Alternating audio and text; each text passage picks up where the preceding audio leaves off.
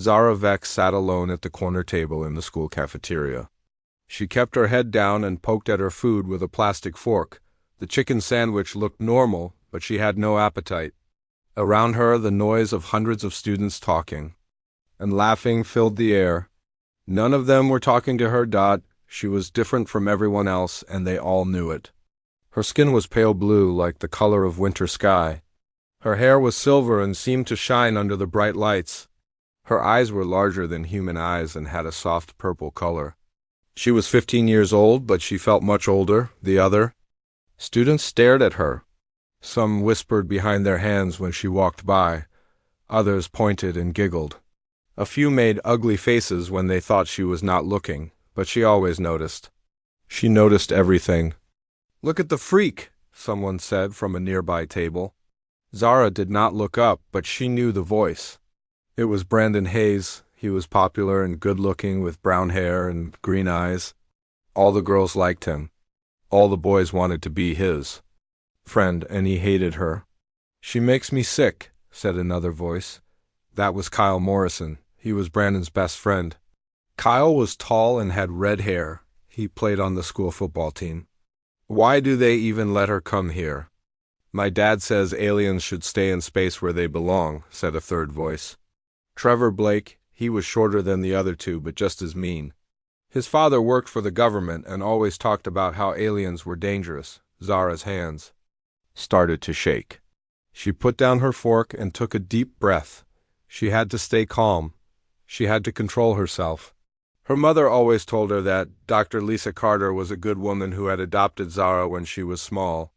Lisa loved her like a real daughter. But Lisa was human, and she did not understand what it was like to be different. "Maybe she will go back to her planet," Brandon said, louder this time. "We could have a party when she leaves." Other students at nearby tables started to laugh. Some of them were not mean kids, but they laughed anyway. They did not want Brandon to turn on them. It was easier to laugh at someone else. Zara felt heat building in her chest. It was her power trying to come out. All people from her father's planet had special abilities. They could move things with their minds. They could make energy with their hands. They were much stronger than humans. But Zara had promised never to use her powers. Her mother had made her promise when she was little. "Humans are fragile," her mother had said. "You could hurt someone without meaning to. You must always be careful." So Zara sat there and took the insults. She let them call her names. She let them make fun of how she looked. She had been doing it for 3 years, ever since she started at New Terra Academy. Each year, it got worse. The worst part was that the teachers did nothing. Mrs. Patterson taught English class. She heard students call Zara names, but she pretended not to notice. Mr. Davis taught history. He saw students push Zara in the hallway, but he walked away. Principal Henderson knew what was happening, but he said boys would be boys. "She probably eats weird alien food," Kyle said. "That's why she's so skinny." "I heard alien girls lay eggs," Trevor added. "Like chickens." More laughter. Zara's eyes started to glow just a little bit. She blinked hard to make it stop. No one seemed to notice, but she had to be more careful. The truth was, Zara was not fully alien. Her mother was human. Her father was from a planet called Zeridian. She was half and half, which made her even more different. She did not fit in with humans, but she would not fit in with full Zeridians either. Her real father was far away. He was a captain in the Terran Defense Force, which was like a space army. He protected Earth and other human planets from bad aliens. Zara had not seen him for 3 years. He was always on missions, always fighting somewhere in space. He sent her messages when he could. Video calls that took weeks to reach her because of the distance. In his last message, he had looked tired but happy. "Hello, my little star," he had said. That was his nickname for her. "I hope you are doing well in school. I hope you are making friends. I am proud of you every day. I will be home soon." But he did not know what school was really like for her. She never told him about the bullying. She never told him how lonely she was. She did not want him to worry. He had enough to worry about in space. "I bet she sleeps hanging upside down," Brandon said. "Like a bat?" Or maybe she sleeps standing up, Kyle added. Like a horse? Zara stood up quickly. Her chair made a loud noise as it scraped the floor. The cafeteria got quiet for a moment. Everyone looked at her. She picked up her tray and walked toward the trash cans. She tried to walk normally, but her legs felt weak. Running away again? Brandon called after her, just like all aliens do. Zara threw away her food and left the cafeteria. She walked down the empty hallway toward her next class. Her footsteps echoed off the walls. She passed trophy cases full of awards from students who belonged here, students who fit in. Students who were normal. She stopped at her locker and put in the combination. Inside were her books and a small picture of her real father. He was wearing his military uniform and smiling. His hair was brown like hers used to be before it turned silver. His eyes were blue like a human's, not purple like hers. I miss you, Dad, she whispered to the picture. The hallway started to fill with students heading to their next classes. Zara grabbed her books and closed her locker. She had to get to math class. Mrs. Johnson was nice, but she would not be happy. If Zara was late. As she walked, she heard footsteps behind her. She turned around and saw Amy Rodriguez. Amy was a quiet girl who never bothered anyone. She had dark hair and brown eyes and always looked nervous. Zara, Amy said softly, are you okay? It was the first time anyone had asked her that question. In months, Zara was so surprised she almost started to cry. I'm fine, she said, but her voice cracked a little. Amy looked around to make sure no one was listening. Those boys are jerks, she said. You should tell someone. I've tried, Zara sighed. No one cares. Amy looked sad. I care, she said, but I don't know how to help. The bell rang, and both girls hurried to their classes. Zara felt a little better knowing that at least one person at school did not hate her. But it was not enough. To stop the pain. In math class, she sat in the back row and tried to pay attention. But her mind kept wandering. She thought about her father, somewhere far away in space. She thought about her mother, who would ask how school was when she got home. She thought about Brandon and his friends, who would find new ways to hurt her. Tomorrow. She looked out the window at the stars. Somewhere out there, her father was fighting to keep everyone safe. He was a hero. But his daughter was just a freak who ate lunch alone. The class ended, and Zara gathered her books. She had 3 more classes to get through. Then she could go home and pretend everything was okay. Just like she did every day, but she did not know that far away in space, her father's ship was turning around. His mission was over. He was coming home, and he was about to find out what had been happening to his little star. The next day started like every other day for Zara. She woke up in her small bedroom and looked at herself in the mirror. Her silver hair caught the morning light. Her purple eyes looked tired. She wondered what it would be like to look normal, to have brown hair and brown eyes like most of the other kids at school. Zara, breakfast is ready, called Dr. Lisa Carter from downstairs. Zara got dressed and went to the kitchen. Her mother was already in her doctor clothes, ready to go to the hospital. Lisa was a good doctor who helped sick people. She worked long hours but always made time for Zara. How did you sleep? Lisa asked, putting eggs and toast on a plate. Okay, Zara said. It was not true. She had bad dreams about school again. But she did not want to worry her mother. Lisa studied her daughter's face. You look tired. Are you feeling sick? I'm fine, Mom, Zara said. She ate her breakfast quickly. She did not want to be late for school. Being late meant walking into class while everyone stared at her. Lisa kissed her forehead. Have a good day at school. Call me if you need anything. Zara walked to school alone. The morning air was cold, and she pulled her jacket tight. Other students walked in groups, talking and laughing. No one walked with her. She had stopped hoping for friends a long time ago. New Terra Academy was a big building with lots of windows. It looked nice from the outside. Inside it was Zara's prison. She walked through the front doors and down the hallway to her locker.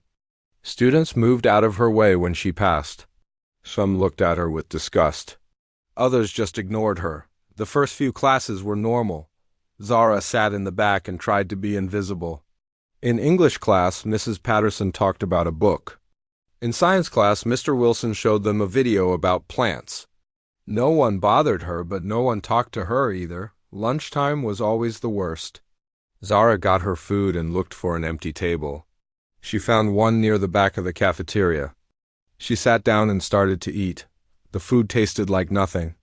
Everything tasted like nothing these days.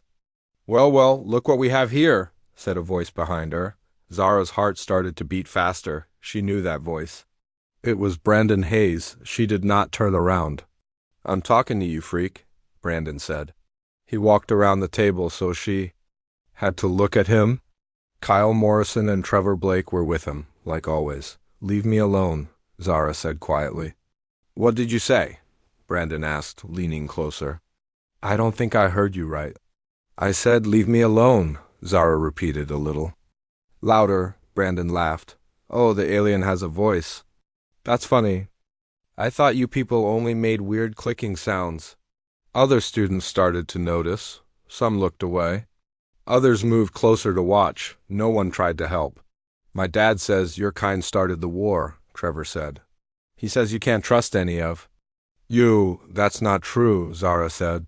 Her hands were shaking now. "My father fought in that war." "He fought to protect Earth?" "Your father is probably a war criminal," Kyle said. "All aliens are criminals." Zara felt the heat building in her chest again. Her power was trying to come out. She closed her eyes and tried to calm down. But boys kept talking. "I bet you're a spy," Brandon said. "I bet you're here to learn about humans so you can attack us." "I'm not a spy," Zara said. "I'm just trying to go to school." "You don't belong here," Trevor said. "This school is for humans." "Real humans. My mother is human," Zara said. "I have a right to be here." Brandon smiled, but it was not a nice smile. "Your mother made a mistake. She should have left you on whatever rock you came from." That was too much. Zara stood up fast. Her chair fell over backward with a loud crash. The cafeteria got quiet. Everyone was looking at her now. "Take that back," she said. Her voice was shaking with anger. "Or what?" Brandon asked. "What are you going to do about it?" Zara's eyes started to glow, just a little, but enough for Brandon to notice. His smile got bigger. "Look at that," he said. "Her eyes are glowing. She's showing her true alien nature." "Freak," Kyle said. "Monster." Trevor added. The heat in Zara's chest was getting stronger. She could feel her power building.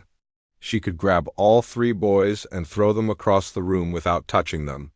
She could make them feel the pain they had caused her. She could make them sorry, but she remembered her mother's words. Humans are fragile. You could hurt someone without meaning to. Instead of using her power, Zara picked up her backpack and started to walk away. But Brandon was not done with her. "Running." "Away again," he called after her, "just like all cowards." Zara stopped walking. She turned around slowly. "I'm not a coward." "Yes, you are," Brandon said. "You're a coward and a freak. Your real father probably ran away too. That's why he's not here." "My father is a hero," Zara said. "He's protecting people like you." "He's protecting us from you," Trevor said. "From all the aliens who want to hurt." You don't know anything about my father?" Zara said. Her voice was getting louder. "He's done more good than you ever will." Brandon walked closer to her. "Your father is a traitor. He chose aliens over humans, just like you did." "But that's not true," Zara said. She was almost shouting now. "My father loves humans. He married my mother. He fights for Earth every day." "Then where is he?" Brandon asked. "If he cares so much, why isn't he here?" Zara did not have an answer for that. She wanted to tell him that her father was on a secret mission, that he was fighting dangerous enemies, far away in space. But she was not supposed to talk about military secrets. "He's busy," she said weakly. "He's busy because he doesn't care about you," Kyle said. "No one cares about you?" "That's not true," Zara said, but her voice was quiet now. "Look around," Brandon said. "Do you see anyone helping you? Do you see anyone who wants to be your friend?" Zara looked around the cafeteria. Hundreds of students were watching, but no one was standing up for her. Even Amy Rodriguez was looking at her feet. You're alone, Trevor said, and you always will be. Because you're not one of us, Brandon said. You never will be. The words hit Zara like a punch to the stomach. She felt tears starting to form in her eyes. She could not cry here, not in front of everyone. She ran out of the cafeteria. Behind her, she heard Brandon and his friends laughing. She ran down the hallway, past the trophy cases and the pictures of happy students. She ran until she found an empty classroom. She closed the door and sat on the floor. Then she started to cry. She cried for her father, who was so far away. She cried for her mother, who tried so hard but could not understand. She cried for herself. Because she was so tired of being alone, she pulled out her phone and looked at the last message from her father. His smiling face looked back at her. He looked proud and strong in his uniform. He would be so disappointed if he knew what was happening to her. I miss you, Dad, she whispered to the screen. I need you. But he was millions of miles away, fighting wars she could not understand. And she was here fighting a war of her own. The bell rang for the next class. Zara wiped her eyes and stood up. She had to go to history class. She had to pretend everything was okay. She had to keep going, even though her heart was breaking. She did not know that far away in space, her father's ship was getting closer to Earth. She did not know that he would be home soon. And she did not know that Amy Rodriguez had seen everything in the cafeteria. Amy was quiet, but she was not blind. She had watched Zara get hurt, and she felt bad about not helping. That night, Amy would tell her father what had happened. And her father would write a report. And that report would go into the school's computer. System.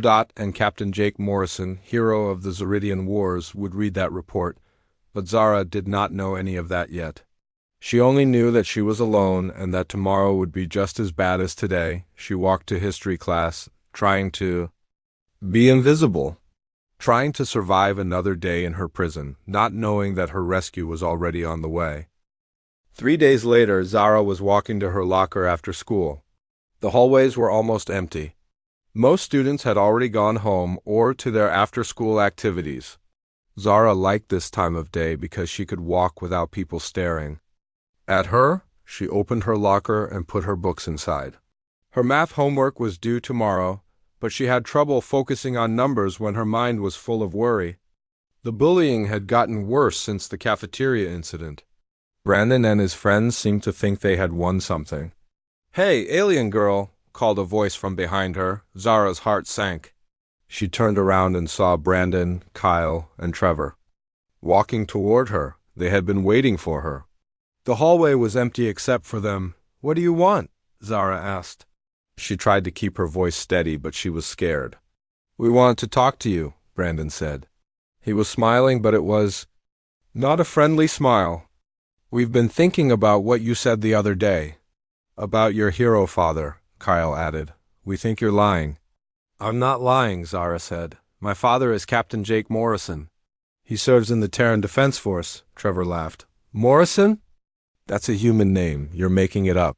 "It's his real name," Zara said. "He's my real father." "No human would have a kid with an alien," Brandon said. "That's disgusting."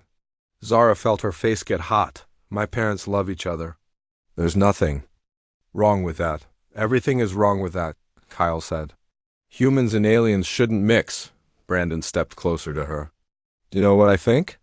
I think you don't even have a father. I think your alien mother just made you in a lab or something."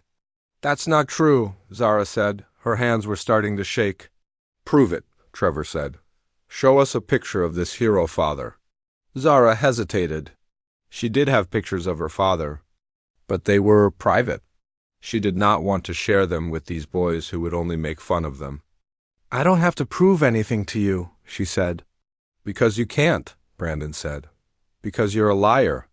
"I'm not a liar," Zara said. She was getting angry now. "My father is more of a hero than you'll ever be." Kyle pushed her backpack off her shoulder. It fell to the floor, and her books scattered everywhere. "Pick it up," he said. "Leave me alone," Zara said. She knelt down to collect her books. Trevor kicked one of her notebooks down the hallway. "Oops," he said. "My foot slipped." Zara stood up fast. Her eyes were starting to glow. "Stop it, or what?" Brandon asked. "You'll call your pretend daddy?" "He's not pretend," Zara said. Her voice was getting louder. "He's real, and he's coming. Home soon." "When?" Kyle asked. "When is this magical father coming home?" Zara did not know the answer. Her father's last message had said soon, but that was weeks ago. She had not heard from him since then. "Soon," she said weakly. "That's what I thought," Brandon said. "You're making it all up?" He grabbed her backpack and dumped everything out. Her books, her pens, her lunch money, and the small picture of her father all fell to the floor. The picture landed face up, showing her father in his military uniform. Brandon picked up the picture. "This is supposed to be your father? This human?" "Yes." Zara said, "Give it back." "He looks normal," Trevor said, looking over Brandon's shoulder. "Too normal to be related to you." "You probably found this picture online," Kyle said. "You probably don't even know who this is." "I know who he is," Zara said. "He's my father, and he loves me." Brandon held the picture high above his head. "If he loves you so much, why isn't he here? Why doesn't he protect you?" "He's protecting everyone," Zara said. "He's fighting in space to keep Earth safe." "From what?" Trevor asked. "From more aliens like you?" "From bad aliens," Zara said. "From aliens who want to hurt people." "All aliens want to hurt people," Brandon said. "Including you?" He threw the picture down the hallway. It slid across the floor and hit the wall. Zara ran after it, but Kyle stepped in her way. "Where are you going?" Kyle asked. "I need my picture back," Zara said. Tears were starting to form in her eyes. "Why?" Trevor asked. "It's just a fake picture anyway." "It's not fake," Zara said. "It's my father." "Your father doesn't exist," Brandon said. "And even if he did, he doesn't care about you. If he cared, he would be here." Zara felt something break inside her chest. The words hurt more than any physical pain. She had always wondered why her father was never there for her birthday, never there for school plays, never there when she needed him most. "He does care," she said, but her voice was very quiet. "No, he doesn't," Kyle said. "Nobody cares about you." "You're all alone," Trevor added, "and you always will be." Zara's eyes began to glow brighter. Her power was building up inside her.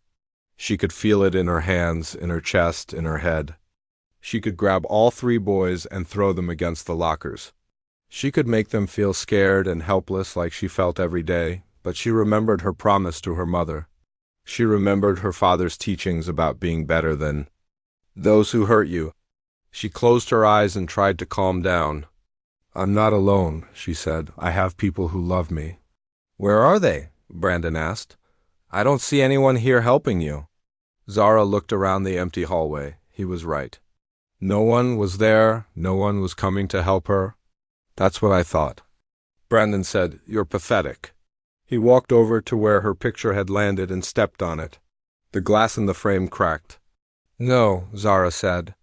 She ran toward him, but Kyle grabbed her arm. "Let go of me," she said. "Make me," Kyle said. Zara could have made him. She could have used her power to break his grip and send him flying. But she didn't. She just stood there while he held her arm. And Brandon stepped on her father's picture again. "Please stop," she said. "Please, why should we stop?" Trevor asked. "You're just an alien freak who doesn't belong here?" "I do belong here," Zara said. "This is my home." "No, it's not," Brandon said. "Earth is for humans. You should go back to whatever planet you came from." "I was born on Earth," Zara said.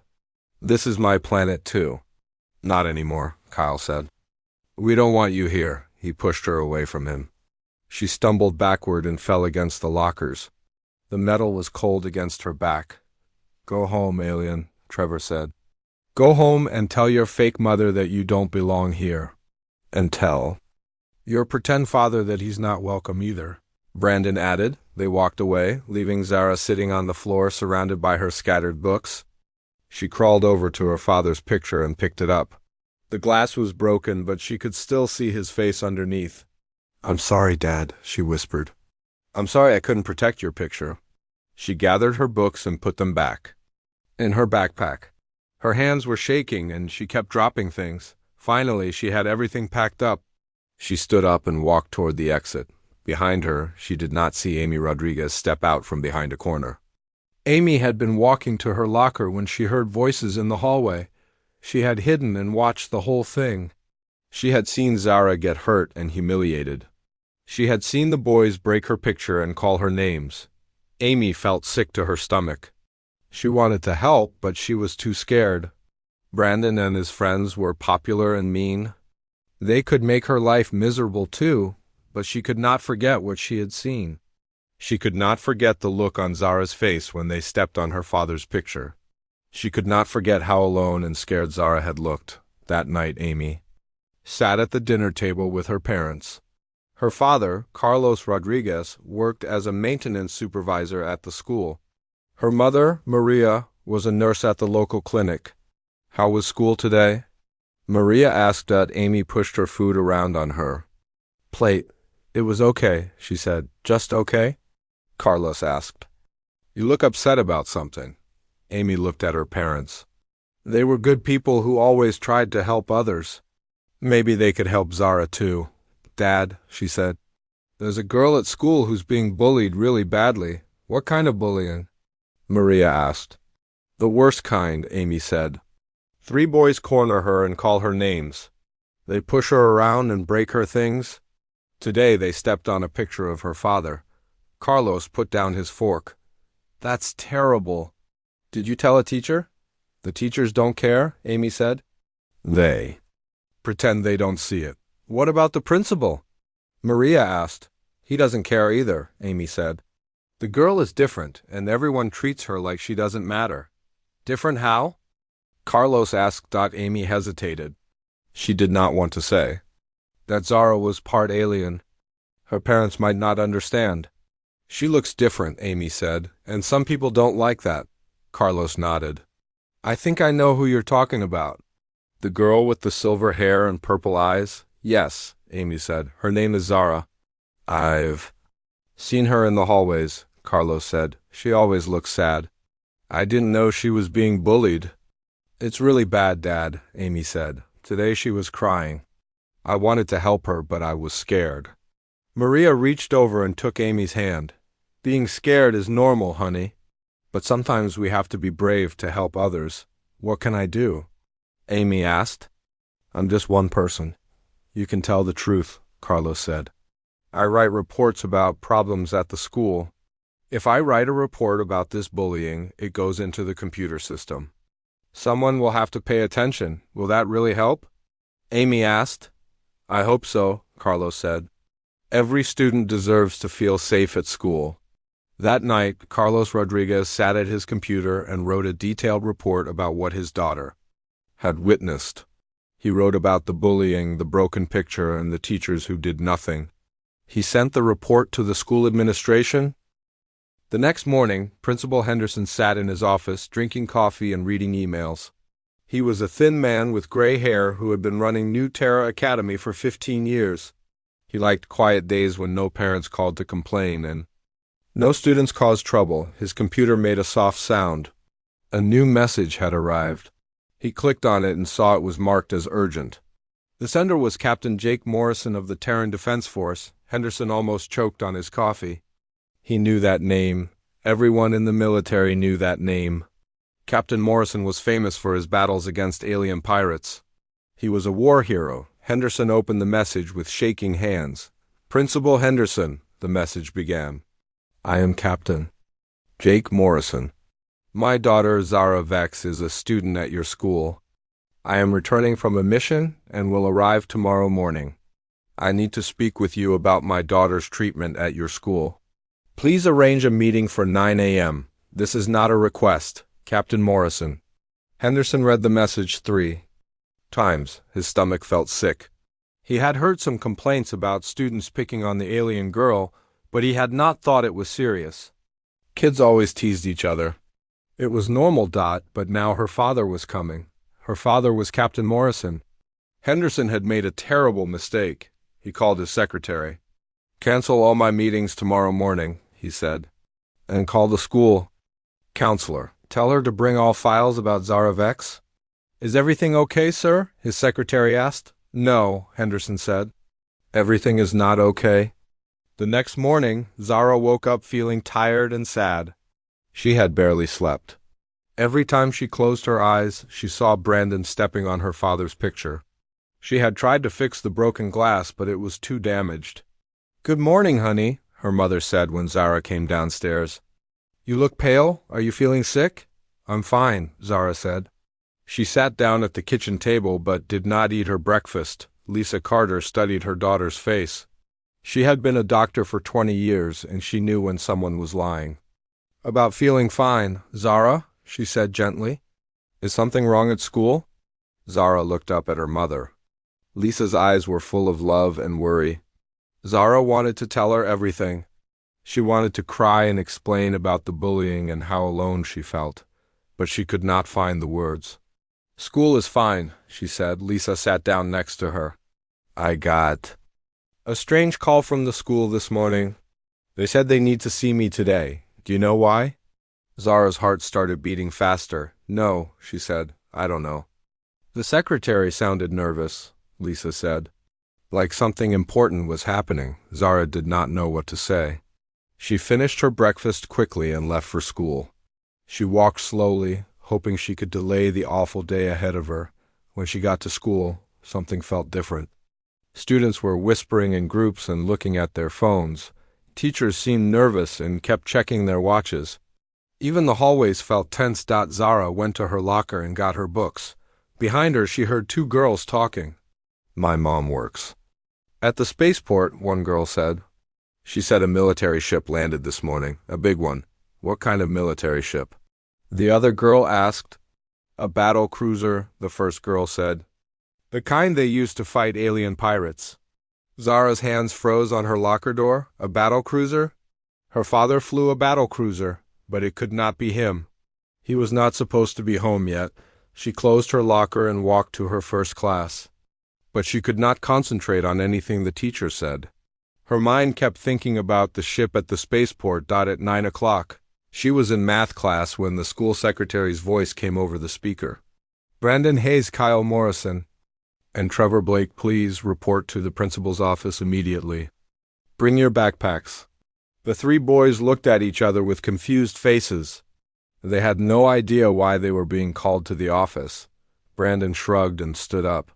Probably some stupid award thing, he said to Kyle. They left the classroom, talking and laughing. Zara watched them go and felt a strange feeling in her stomach. Something was happening. An hour later, the boys had not come back to class. Word started spreading through the school that they were in serious trouble. Some students said they saw police cars in the parking lot. Others said their parents had been called. At lunchtime, Zara sat at her usual table alone. But instead of the normal noise and laughter, the cafeteria was quiet.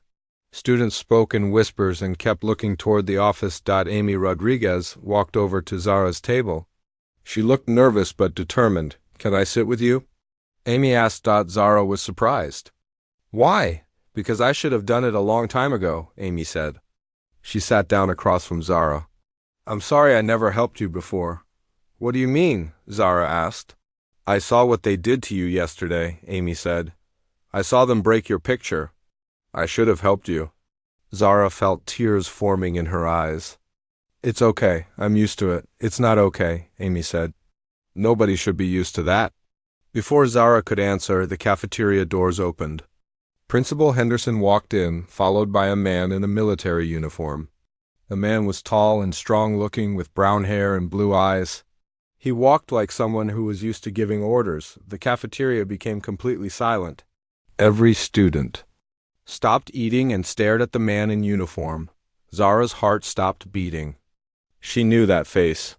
She had looked at it in pictures every day for 3 years. It was older now, with more lines around the eyes, but it was definitely him. Dad? She whispered. Captain Jake Morrison looked around the cafeteria until his eyes found his daughter. When he saw her sitting alone at the back table, his face softened. He smiled and walked toward her. Every student in the cafeteria watched as the famous war hero walked across the room. Their mouths hung open in shock. Some of them recognized him from news reports about his battles. "Hello, little star," Captain Morrison said when he reached Zara's table. Zara jumped up from her chair and ran into his arms. She hugged him as tight as she could and started crying. All the loneliness and pain of the past 3 years came pouring out. "Dad, you're really here," she sobbed into his chest. "I'm here," he said, holding her close. "I'm sorry I was away so long. I'm sorry I didn't know what was happening to you." "How did you know?" Zara asked. "Someone told me," Morrison said. He looked at Amy Rodriguez, who was still sitting at the table. "Someone who cared enough to speak up?" Amy's face turned red. She had not expected to be noticed. Morrison gently pulled away from his daughter and looked at her face. "Are you hurt? Did anyone hurt you?" "Not physically," Zara said. "But they said terrible things. They said you didn't care about me. They said I didn't belong here." Morrison's expression grew dark. "Who said that?" "Brandon Hayes and his friends," Zara said. "They've been bullying me for months." "Where are they now?" Morrison asked. The principal called them to his office. "Amy," said quietly. Morrison nodded. "Good, we need to have a talk." He turned to address the entire cafeteria. His voice was strong and clear, the voice of someone used to commanding troops. "Students of New Terra Academy," he said. "My name is Captain Jake Morrison. This is my daughter Zara. For the past 3 years, some of you have treated her badly. Because she looks different, that ends today." The cafeteria was so quiet you could hear a pin drop. Students stared at Morrison with wide eyes. "My daughter is half human and half Ceridian," Morrison continued. "I'm proud of both sides of her heritage. She represents the future of cooperation between our species. Anyone who has a problem with that has a problem with me." He paused and looked around the room. "I have fought in 17 major battles to protect Earth and its colonies. I have defeated alien pirates, rebel fleets, and enemy soldiers.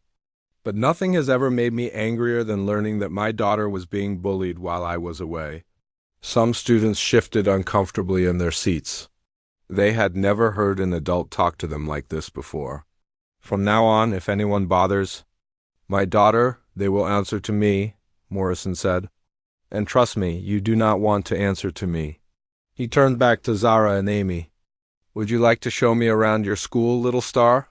"Yes," Zara said. She wiped her eyes and stood up straighter.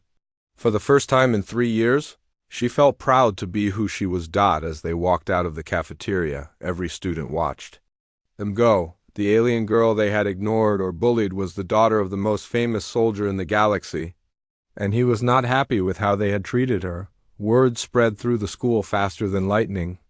By the time Morrison reached the principal's office, every student and teacher knew who he was and why he was there. Principal Henderson was waiting for them with a nervous smile. Behind him stood Brandon Hayes, Kyle Morrison, and Trevor Blake. Their faces were pale and they looked scared, but they had no idea how scared they should be. Captain Morrison was just getting started. "Gentlemen," Morrison said to the 3 boys, "I believe we need to have a conversation about my daughter." Brandon opened his mouth to speak, but no words came out. Kyle stared at the floor. Trevor looked like he wanted to disappear. They had picked on the wrong girl, and now they were about to learn why that was the biggest mistake of their lives. Captain Morrison walked into Principal Henderson's office with Zara by his side. The 3 boys stood near the window, looking like they wanted to run away. Their parents sat in chairs nearby, all wearing expensive clothes and worried faces. Brandon's father, Richard Hayes, was a city councilman who was used to getting his way. Kyle's mother, Susan Morrison, worked for a big company and thought money could solve any problem. Trevor's father, Robert Blake, was a government official who believed his job made him important. All 3 parents had come to the school, expecting to defend their children against some minor trouble. None of them had expected to face Captain Jake Morrison. "Gentlemen, ladies," Morrison said calmly, "thank you for coming so quickly." Henderson wiped sweat from his forehead. "Captain Morrison, perhaps we could discuss this privately. The children don't need to hear adult conversations." "Oh, but they do," Morrison said. "These children need to understand the consequences of their actions." He looked at each of the 3 boys. They could not meet his eyes. Brandon Hayes, Morrison said.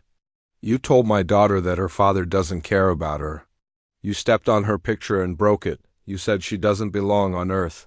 Brandon's face turned red. I didn't mean ... Yes, you did, Morrison said. You meant every word. You wanted to hurt her and you succeeded. Richard Hayes stood up. Now wait, just a minute, Captain. Boys will be boys. This is just typical school. Bullying, it's not that serious. Morrison turned to look at Richard Hayes. His blue eyes were cold as ice. Not that serious? Morrison repeated. Mr. Hayes, I have spent 3 years fighting to protect colonies like this one. I have risked my life to keep places like New Terra safe, and while I was gone, your son was terrorizing my daughter. He's just a child, Richard said. Children say stupid things sometimes.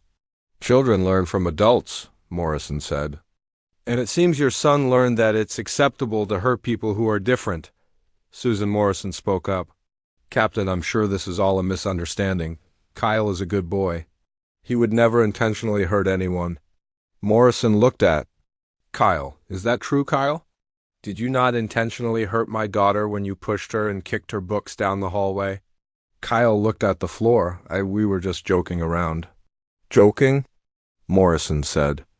Was it a joke when you told her that no one cares about her? Was it funny when you said she should go back to space? We didn't know she was your daughter, Trevor said quietly. Morrison's expression grew even colder. And that makes it better? You thought it was okay to bully her because you thought she had no one to protect her. Robert Blake cleared his throat. Captain Morrison, I understand you're upset. But children need to learn to handle conflicts on their own. We can't solve every problem for them. This wasn't a conflict, Morrison said. This was 3 children attacking one child who was different from them. This was cruelty. He walked over to the window and looked out at the school courtyard. Do you know what I've been doing for the past 3 years? I've been fighting alongside Zeridian soldiers, brave men and women who risk their lives to protect human colonies. He turned back to face the room. My daughter represents the future of human and Zeridian cooperation. She's a bridge between 2 species that were once enemies. And you've been treating her like garbage. Zara squeezed her father's hand. She had never heard him speak so passionately about her heritage before. The Zeridians I serve with are honorable people, Morrison continued. They value courage, loyalty, and protecting those who cannot protect themselves. Qualities your children seem to lack, Henderson tried to speak. Captain, perhaps we could arrange some counseling sessions. Oh, there will be consequences, Morrison said. But not just counseling. He reached into his jacket and pulled out a data pad.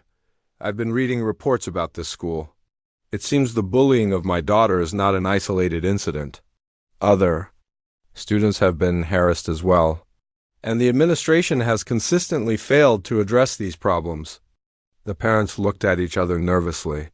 Brandon Hayes, Morrison said, you are suspended from school for 2 weeks. You will also complete 100 hours of community service working with refugees from different planets. You can't do that, Richard Hayes said. You're not the principal. No, Morrison said, but I am a decorated officer with significant influence in this sector. And I have friends in the colonial administration who are very interested in schools that fail to protect their students. He looked at Kyle Morrison, same punishment. 2 weeks suspension and community service. Trevor Blake, same punishment. Robert Blake stood up angrily. This is ridiculous. You can't punish our children for normal school behavior. Normal? Morrison said. Mr. Blake, let me tell you what normal looks like in the military. Normal is treating your fellow soldiers with respect, regardless of their species or background. Normal is protecting those who need help. Normal is standing up for what's right. He walked over to stand in front of the 3 boys. You 3 have failed every test of character that matters. But we didn't know, Brandon said weakly. You didn't know what? Morrison asked. That she was a person with feelings? That she deserved basic respect? That bullying is wrong? The boys had no answer. Morrison turned to the parents. Your children will complete their community service, and they will write letters of apology to my daughter. Real apologies, not the fake ones children usually write when they're in trouble. And if we refuse? Richard Hayes asked. Morrison smiled, but it was not a friendly smile. Then I will file formal complaints with the colonial administration about this school's failure to protect students. I will recommend that funding be reduced.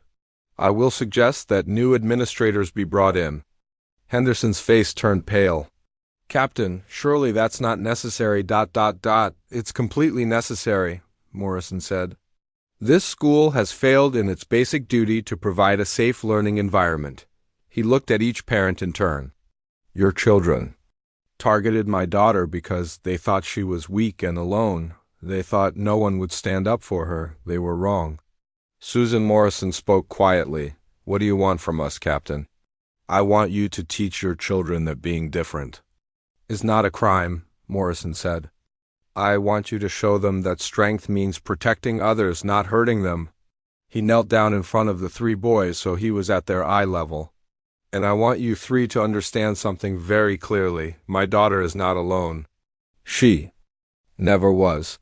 She has a father who loves her, a mother who cares for her, and friends who will stand by her.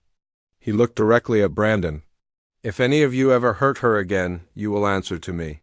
And I promise you that's not something you want to experience. Brandon nodded quickly.